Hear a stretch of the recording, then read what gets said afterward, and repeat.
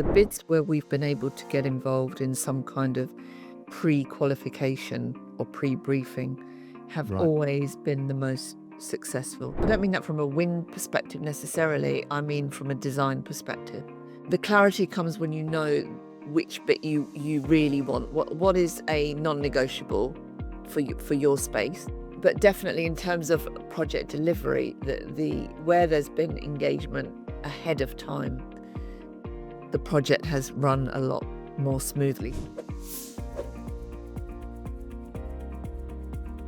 So, welcome to the Govtech show, and today we have the illustrious, and we're very, very lucky, we've got Iffat Chaudry, who is, in my view, a big hitter in the behind the curtains world of bid writing and bid submission. In fact, you're actually a bid director now, I would say. Is that right, Iffat?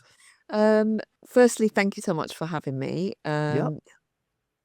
I'm actually currently a sales manager, so I look after sales for MQ, but that does also incorporate the bid world, and recently actually bit the bullet and took the exam and got the qualification. So I have a digital bit of paper that says I can write bids. Yeah, but you and I both know your years of experience of working in the public sector, and you and I have worked on a few bids for large council chambers, which is why I think it's relevant. So our audience tends really to be democratic service officers who often are putting together a specification, and we know in our world that you are a winning bid writer. And a winning bid manager, which is just great. Could you say a little bit before you go about your current company and what they do? So MQ is an Italian company. It's a break from my norm in terms of my career history so far. Yeah. It's a real focus on the digital signage and the digital aspect. I do work primarily within the retail area, but actually our head office is in Milan, and we won a project. So there's a town just to the north in Italy called Gorizia that has won cultural heritage status. And there's a tunnel for those of you who are interested in war times and war history. There was a foot tunnel that connected Slovenia and the top of Italy, and it was closed to the public for many years. And the local council wanted to revive that and make it, and celebrate that space. So we installed LED in the tunnel. It opened in December 25. Wow. It's been fun. It's a heritage funded project for a year. We don't know yet if it's going to be continued. We hope it is. But it's an absolutely stunning installation. The design work was in conjunction with Rafiq Anadol, who's an amazing digital creator, artist. So the kind of projects that I'm involved in now are really about immersive experiences and really appealing to how someone feels in a space. So we actually started as in-store radio. So we're big on audio as well. We still do in-store music for many outlets. My background was in radio. I set up one of the first online radio stations, Rhubarb Radio, which was based at the old Bird's Custard Factory in the middle of Birmingham. Oh wow! Anyway, that's another story. So it's. I think the common thread is that it's all about communicating and communication and using tech to create those opportunities for people to communicate. You also have quite an acclaimed podcast of your own, which I'm sure we'd love to hear about. And also you're a champion for women in tech, which is also something we're quite passionate about. And actually, in fact, in our world, or the world of democratic service officers and councils who are running committee meetings, I think it would be right to say roughly the team is about 50% men, 50% women. I've got no empirical evidence for that, but that's my guesstimation. And actually, a lot of the people that we work with, they are not tech experts. They were never intending to be tech experts, but COVID and post-COVID have pushed an awful lot of democratic services teams to becoming really proficient and having a great literacy with the technology that they use. And of course, when they come to re-procure what they're doing in the council chamber and committee rooms, of course, they've got to have a certain level of understanding of the tech, what they need and what they want. But a lot of people that we work with have been forced into that. So we are talking to people who are tech literate. And because of your background in writing bids, particularly for council chambers and council offices and committee rooms, etc., I thought it would be great to see if we could tease out some of the things, some of the pearls of wisdom that you've gained over your years of experience. And actually, how could we support councils as they are building and preparing to refurbish their council chambers? From your side, what are the do's and the don'ts? What are the things that you think are helpful or unhelpful? Perhaps we could just start with maybe your the Women in Tech program that you've been advocating for. Could you say a little bit about that and your background connection Yeah, with that? absolutely. Yeah, that we've got a lot to cover. Um, so the audiovisual industry does have uh, an association which kind of holds us all together, called AVIXA. I don't know if you've come Yeah. across that. So, and AVIXA, whilst they are essentially they provide some of the certifications for engineers and issue standards and get involved in the industry in so many ways, in every aspect. They also have a series of their own councils for different areas. And I currently co-lead the Women's Council for the UK.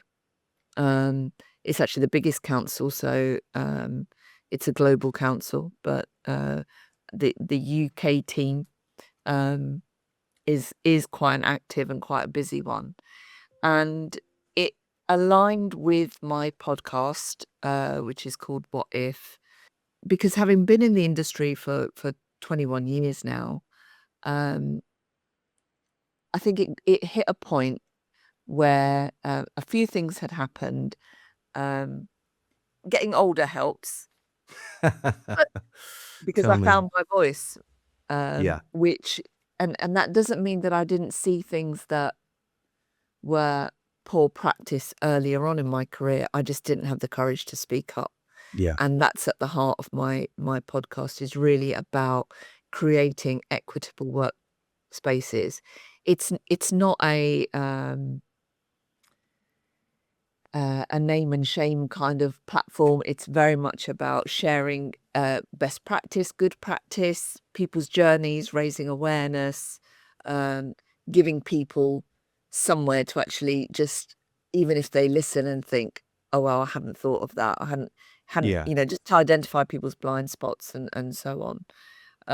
So that's how I got involved with the Women's Council. And there are so many women's initiatives now, and But this is it's an important one, isn't it? all You women. know, Yeah, I to think get it that is. balance right and to get the voice. I mean, I wouldn't say we struggle with that at Civica, but it's something that we're very mindful of, even if it's just down to the use of lazy language in the office. You know, that's a bugbear of mine.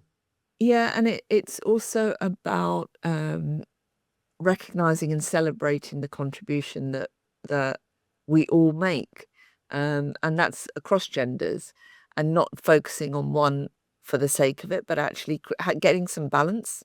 Yeah. Um, I think often, especially when it comes around to things like International Women's Day and those kind of events, we always get a percentage of, well, what about men? And oh, well, Yeah. this event, is it just for women? And we keep, I certainly keep banging the drum of allyship. We're all in it together. We've got Yeah. to make those decisions that are fair for as many people as possible. Yeah. And coming to your point about council chambers, um, you know, these are all environments where people want to be heard. So there's a common thread to everything that I'm doing, which is around that communication and keeping your eye on good communication, meeting equity, all these things that get bandied around, but no one actually wants to get stuck in and say, well, actually, Yeah, what does that mean for our organization? yeah, So, yeah, it's about making people feel seen and heard, which is at the heart yeah. of You audiovisual. seemed to suggest it earlier on when you said, as a younger person, you might not have spoken up as much as you would do now, because you're more relaxed. It's not that you care less, it's actually that you care more. But now you feel more, it sounds like you feel more supported to be able to shout up and to say, this is not right. We need to address this particular Yeah, and thing, and I'm whatever that might yeah, be. I'm also involved in a another project Mm, called Navigate, which we're trying to engage younger entrants into the industry because we are an aging industry as well. So we need to get the message out that audiovisual there's a career path there for our young folk from yeah, school age to get involved. But I think when you're younger, a lot of people, and I'm speaking for myself, have this immense feeling that you want to fit in, you want to do mm, well, you don't want to upset your bosses or anybody in hierarchy. So if your bosses are if the office banter is being allowed, for example, and it's not very nice for somebody, and that could be you, it could be someone else. Um, as a young person, I didn't have the courage to speak up because you're also then thinking, well, actually, I don't need to put a mark on my back. Like yeah, yeah, it's and unfortunately, a lot of people still feel that way. They don't want to get involved. If they yeah, see something happening, they don't really want to speak up or speak out. I think it's getting better um, because yeah. now My my issues would have been right? different. But Yeah, as a younger person, I was extremely unconfident, and it's taken me a long time to gain a level of confidence. But even now, our British culture means that we're adverse to conflict, and yeah, sometimes just saying, "Look, what you've just said is not right," yeah. and we What's should talk grumble? about it. Yeah, well, or just keep quiet and just keep Yeah, your head down and just like yeah, let it pass. And actually, every time we let it pass, it just grows. yes, But if we address it, it shrinks pretty quickly. In fact, the more it's addressed, the quicker it kind of reduces. Whereas if it's left, and what I find, if you let things go, it's not just about the offense of what's just been said, you're actually supporting a culture that isn't going to help the organization. no, exactly. Um, and and I am a massive advocate for freedom of speech. But alongside that is also the recognition that sometimes what you say has consequences. So the podcast, presume, does that go out every week? Is it a monthly podcast? I Is had it a bit of periodic? I have 2 podcasts. I don't know Good. how I do my day job, to be honest, but, yeah, I have another one which is called AV in the Wild, which is much more focused on audiovisual. It's Mm, in collaboration with, Wildwood Plus, who are amazing PR company. Hence the name AV in the Wild.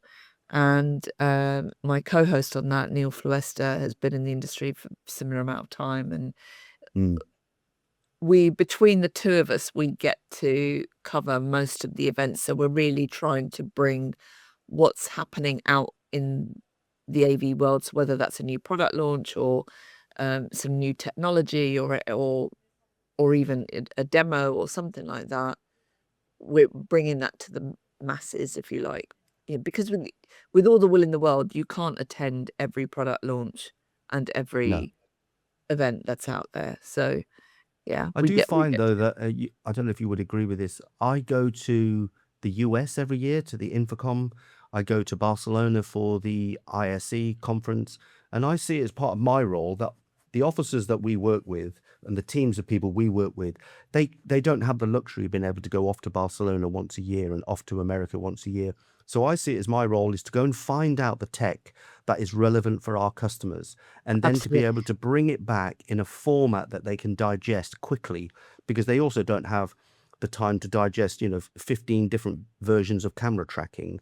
How many different microphones are there out there? Which one is the right one for us and all the rest of it? So we've come a huge journey from COVID, post-COVID, where people were just inventing. There was technology everywhere. You go into a council chamber, most of them, they got laptops and there were wires, and IT departments got heavily involved. And now we're seeing that all getting simplified, all coming down as we move towards an AV over IP systems where everything is on a single cable, all connected to a switch, and things are just getting easier and easier. Presumably part of your world is, how do you get that out? If you've got some ideas when you're building a bid, you've got to somehow get that message across that we've done our research, we've understood your requirements, and these are the options, but this is the one. So presumably you have a consultative role, both in person and actually within the bid. You're providing consultancy. You're absolutely right, and what I would add to that is the bids where we've been able to get involved in some kind of pre-qualification or pre-briefing have Right. always been the most successful. Okay. And Could you say why? I don't mean that from a win perspective necessarily. I mean from a design perspective, Yeah. because what it allows the buyers to do is really clear out because there are so many products. You're absolutely right. There are so many products out there now. It's impossible to go through every feature. The clarity comes when you know which bit you really want. What is a non-negotiable for your space? But definitely in terms of project delivery, the where there's been engagement ahead of time, the project has run a lot more smoothly. So it doesn't end with procurement, is what I'm Yeah. saying. It I doesn't end when the bid's awarded. Yeah, I think you're so right. I mean, I find great to hear your views on this, but I find sometimes we'll get invited through an ITT, and you can look at the ITT and you can say, well, that isn't actually going to work. So the specification is not going to give, in our case, the council what they need. Yeah. And okay, there's an opportunity to ask questions and all the rest of it, but you just wish. So some councils just haven't gone and done a pre-market engagement segment, which as you've just articulated, it's so important, because you're helping the council, or you're helping the client to actually refine what it is that they're looking for, because sometimes they don't actually know what they're looking for. They know roughly, or just helping them to narrow down the three choices of, in our case, let's say cameras or microphones or display screens. All it is, there are lots of cameras, there are lots of display screens, and there are lots of microphones. In your experience, that's how does that happen for you, the pre-market engagement, or how would you like it to happen? The pre-market engagement really, for me, should happen a good few months before the ITT or the RFQ is even issued.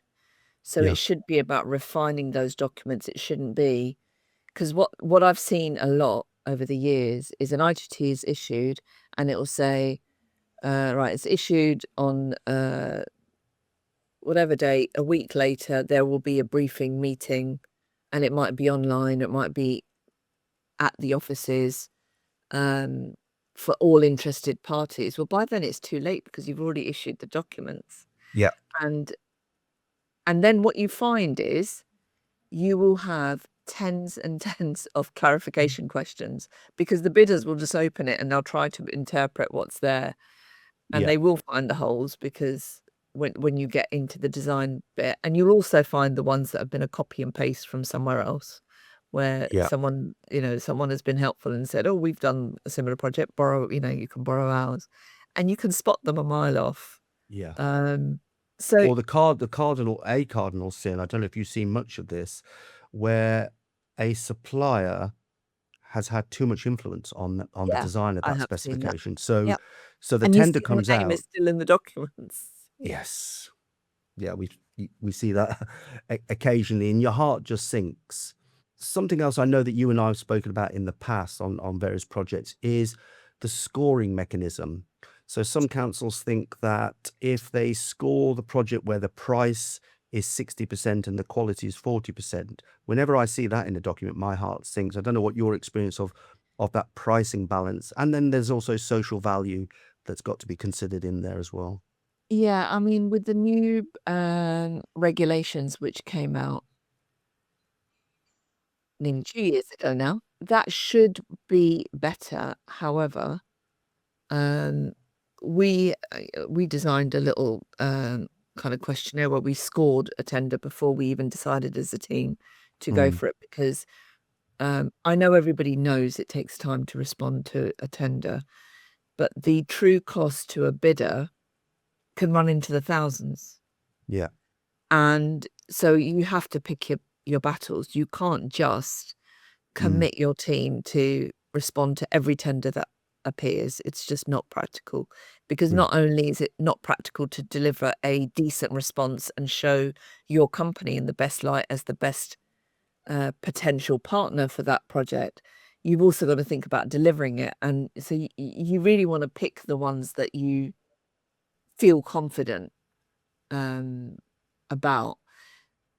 There are occasions where I have elected to, or I've suggested to the team that we should still put a bid in to get our name known with the buyer, even when you know that there's an incumbent or there's we haven't got hope in hell, but it's just to say, We're in the you know field. what you've got, we're here, this is what we do, here's some examples, here's some case studies of our work, just have a look. Because Yeah. it's a way in. And it also is in the interest of the buyers to keep an open mind at that stage, because although you have an incumbent, if you are that happy with your incumbent, formalize it. Just formalize it, but have a sole contract agreement. Do it that way if that's easier for you. Yeah. Couldn't agree with you Because more. wasting people's time is, and your own time. Yeah. Yeah, Um, we often see in the early days of Civico, I was our competitor's best salesperson.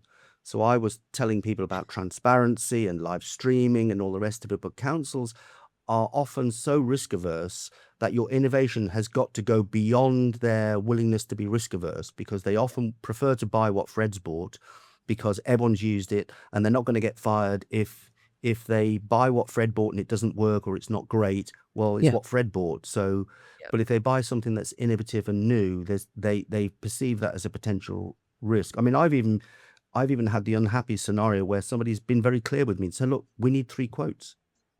We're not going to choose you, but we need 3 quotes. Can you send us a quote? Or the key indicator for me is somebody will just ring up and say, can you just send us the price? And I'll say, well, would you like an online demo? Would you like us to talk through no, just send us the pricing. It's like, not in a million years am I going to send you the pricing. No, and as you say, it's in this relationship between the buyer and the supplier is actually to create some empathy, that we're all people and and our time is precious. And if you're being drawn into a project that you've got no chance of winning, it's actually highly disrespectful. Yeah. And very very unproductive if what it is a beauty competition that you can't win. Yeah. If you're not Cinderella, you're not going to win. Yeah. But as you say, sometimes you know that you want to get involved. So we don't have it so much now because things have just moved on, but been able to establish that relationship with a customer that actually, innovation is not necessarily about technology. Innovation is about saving people time. So been able to save workflow by bringing in technology that, I mean, I know that you're an showing advocate some of. value. Yeah. Yeah. So the people who are probably listening to this podcast may not have a full understanding of what happens from the procurement process. But when you get an ITT and you open that pack, what are the key indicators for you as to whether you're going to bid or not bid? So what would rule it out for you? So you've already said that a clear specification that's been well thought through, has received the right advice and support, and has got clear intent. I imagine that's a bedrock. Yeah, it is. Another really important one is the time frame. So if you get an RFQ and it says, we want this back in 2 weeks, it's a pricing exercise. They're doing it to tick a box to say, yeah, we went out to the market and this is all we got back. And so they can carry on with what they're doing. Yeah. Is that the one that comes out just before Christmas and it's got to be in on the 2nd of January? That one? Yeah. I was going to come to the time, the timing, but they happen every year, and I've seen people talk about it on LinkedIn. I mean, it beggars belief, and even the Yeah. ones that are due on a Friday at 5 o'clock, I just think, why? Why do you want to set a deadline on a Friday when Yeah. no one is going to look at it at the weekend? Put it in for Monday midday or Monday 10 a.m. or something, so that people at least have that chance to do a final read or whatever. And with all the will in the world, I know everybody's bid is precious to them as the buyers, but for the suppliers, you are running a lot of different projects at the same time, Yeah. so it does get close to the wire. Yeah. If the deadline is Friday 5 o'clock and someone else's deadline is Wednesday or Tuesday, the chances are your bid isn't even going to get seen yet until Yeah. or given the due attention. I have seen, there was one a long time ago, and I've only ever seen it once, where a prospective buyer, and it was in the public sector, actually gave some options. If we ran, they did a little questionnaire before they even did they really took their time over it. Yeah. And they did a little questionnaire, really short. They just said, it was just tick box. If we ran an exercise between this date and this date, would you participate? Could you respond? If we needed a project to be delivered, because this is the other thing, they'll run it and then they'll say, oh, we want it all in next week. Yes. And procurement timelines for hardware in particular are just not like that. And actually securing the right resource, so your installation teams, you want the right Yeah. skilled team to be working on that project. Now, if they're already Yeah. committed, which engineers are often committed weeks and months in Yeah. advance. Yeah. So it's about having a bit more of a wider, or encouraging people to take a bit of a wider view, and just be a bit more helpful, because Yeah. they benefit from Yeah. that. Absolutely. Yeah, and we don't expect to win all bids, but you've got to be able to feel that I can contribute something here. I can add value to what it is that you're looking for. So not just the requirement, but I can see through the requirements, and I can see that actually you've required this, this, and this. But what you may not be aware of is that there's some new innovation or a new piece of kit that allows you to do this, which Yeah. bypasses all of that and saves you all of that money. There's a couple of other things I was going to ask you. One was about the scoring mechanism after the bid. So when you've won the bid or you've not won the bid and you get the feedback, I find, if I would ask councils, it would be, when you're going through that process, give that as much credit as you did when you designed your specification, because as bidders, we're not trying to get it wrong, we're trying to get it right.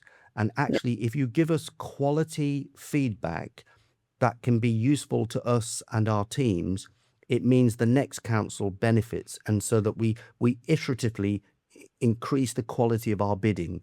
But if you don't get that quality feedback, or if it's just paid lip service and you can see that they just don't want to have any conflict, or they don't want their winning bid to get pulled, you may not get the quality feedback that you want. So that's one of the things that do you find the same after the bid? Yeah, and the other thing I would just add to that is, and I know it was part of the new regulations as a recommendation in terms of best practice. However, I could count on one hand, over the many years that I've been responding to bids, how many buyers actually ask for a demo as part of the procurement process. And Wow. so many don't. So many don't. And at the end of the day, you're dealing with public purse. It's public money. Yeah. You want the accountability, but you also want the best experience for your environment. Yeah. And why wouldn't you want to know what the platform looks like, what it feels like? And I don't mean a presentation. So you're often invited to present as a shortlisted, and even You're that so actually right. You're so is right. to tick a box. Um, you know, the top 3 or the top 4 are invited to come and present at chambers or whatever, which is fine. But that, to your point about beauty contest, it turns into a beauty contest, really. Yeah. But actually request a demo of what it is, maybe even a proof of concept. So something that we did at my last company, which was Involve, we always did a proof of concept. We always did a and especially if we're introducing new hardware, Yeah. we would always do some soak testing. We would create the environment. We would invite the buyers in to have a look at it and be sure before they committed to that. Yeah. Well, I find I totally agree. We have a habit of doing an online demonstration just because of the nature of what it is that we do with hybrid meetings and web streaming. We would do an online demonstration, and then we would want to do an on-site demonstration so that officers can physically see what it is that we're doing, how does it work, what impact will it have on workflow, and are there any meeting efficiencies in there? And if people don't want that, it sets alarm bells for me. Well, the It's alternative that I used to offer, and never got taken up, by the way, was that if it's not feasible to set it up, because it won't always be feasible to set it yeah, up in their own environment, is we can take you to a reference existing. site, Yes. Yes. come and sit in a meeting, come and play with it, talk to the people who are using it, find out what they like, what they don't like. Yeah. We're willing to show you warts and all. So, Yeah. We're kind of jumping back a little bit, but I find, I don't know if you would agree, Iffat, that when you're in a pre-market engagement space, you can say things that you just can't when you're in a formal procurement process. true. So being able to have that dialogue, because, you know, I'm hugely passionate about what I do, and I don't apologize for it. You know, some people go, oh God, turn him off. But I love what I do. And why wouldn't I want to show, kiss and tell, this is what we do, this is how we do it, this is how we're different, and allow people to see that and actually be open to criticism on what it is that we do. But you can have that discussion, but once you go into a formal procurement process, you lose even if you go into a demo. So some people have a demo, they pick the top 3, and then we're going to have a beauty competition to see who is cinders and who isn't. And even then you're cautious that there are things you can't say, and you go into sales mode, whereas in a pre-market engagement, you're in consultative mode. Yes. And you can give it, you know, I don't need everyone to buy our product. And I have no problem with saying, in my humble opinion, with my various bits and pieces of experience, I think X, Y, and Z. Now, what you do with that is entirely up to you. And sometimes I'll say, we're probably not your supplier. Yeah. But I tell you who is, and I have no problem with suggesting another supplier for a certain thing. You know, why would I not? We don't need, I sound like I'm on a soapbox all of a sudden. We don't need to sell for the sake of selling. We're trying to provide solutions. We're not trying to sell widgets.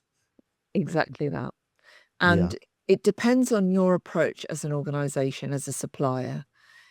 If you are looking, and actually for buyers as well, if you are looking for a true partnership, that's the approach you would, what you described, you would want to have. You're looking for a partnership.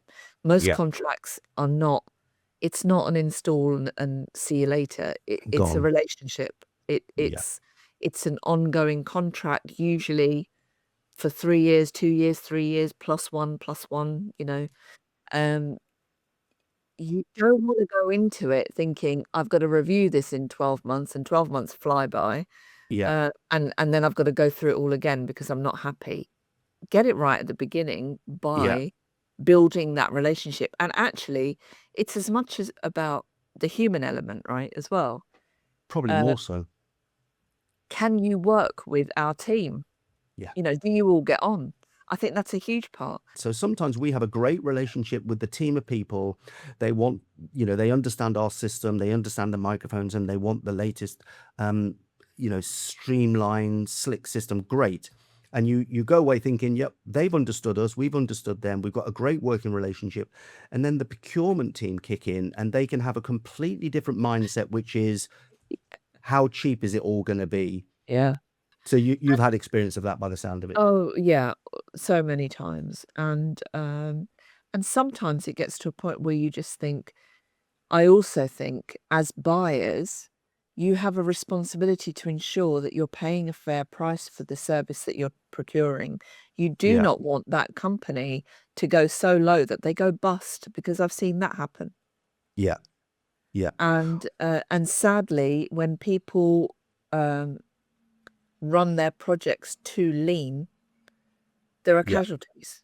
You know, Yeah. Absolutely. whether that's quality or whether it's just not sustainable. Yeah. So you want the companies, and I'm coming back to that word partnering, whoever you're partnering with, you want them to be successful as well as you being successful, because that's going to Yeah. be, if everyone's happy to work with you. But You're if going you're to get racing to the recommended. bottom, well, if you're racing to the bottom every time, you're also not going to be a priority for that supplier. Yes. That's So, true. Yeah. because the supplier is going to be itching for the next project to top up, to make the money, to meet their payroll, to be able to deliver your project. So, Yeah. I once worked with a German lady who taught me about resistance. And she just simply said, why would I want to work with that level of resistance? It will always turn into resentment. yeah, So always. why bake in resentment? So Yes. if you've bought something that's too cheap, the supplier is always going to be slightly resentful, Yeah, and that will come out in the relationship. it will. So Yeah. why go there in the first place? Which is, Because do you know what? some stakeholder will say, why are you spending that much time on that account? Yeah. It's not, they'll look at the black and white of it all and just Mm, say, yeah, no. this is not profitable. And Wow. ultimately people need to be profitable. I love talking to you as we did before. So hopefully we get to do this again. And so if anyone wants to get in contact with you, how can they reach you, both for MQ and you personally, with regards to podcasts and things? Presumably Uh, they can find the podcast online somewhere. so What? WhatIff is on YouTube, Okay. and AV in the Wild is wherever you get your podcasts. LinkedIn is my best place, Yeah. really. So Iffat Chaudry on LinkedIn, and yeah, Great. absolutely happy to talk to anybody. Brilliant. Okay. So if you are looking at signage in a serious manner, Iffat and MQ is the go-to. So Iffat, thank you for joining us. Really appreciate that. No doubt I'll see you at one of the next AV shows that go around, and hopefully we'll speak again. We'd certainly like to invite you back onto the show at some point. It'd be a pleasure. Great. All the best to you. Thank Thank you. you.